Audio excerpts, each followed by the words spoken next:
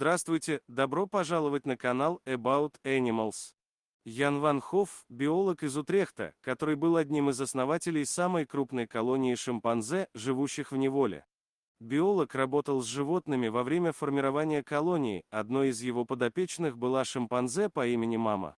С мамой Ян познакомился в 1972 году, они быстро подружились и проводили много времени вместе. Рассказывая о своей подопечной, профессор описывал ее как волевую личность с сильным характером, восхищался тем, как мудро она разрешает конфликты в общине. Мама была авторитетом для остальных шимпанзе, пользовалась среди них безусловным влиянием. Мама прожила 59 лет, для представителей ее вида это очень солидный возраст. Постепенно состояние здоровья шимпанзе ухудшалось, болезней становилось все больше, а сил с ними бороться все меньше.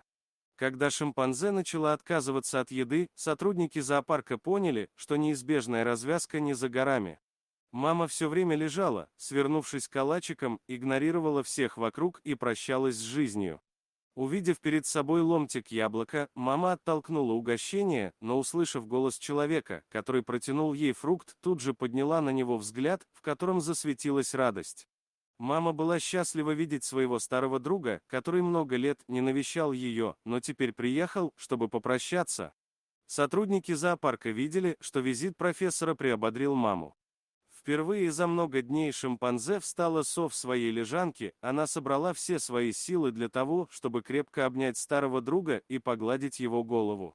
Прощание мамы с Яном было похоже на то, как прощаются со своими близкими люди, понимая, что скоро их ждет кончина.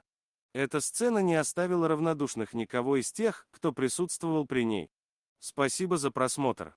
Подписывайтесь на канал, где вы найдете еще много интересного, а также ставьте лайки и пишите комментарии, что думаете насчет этой истории.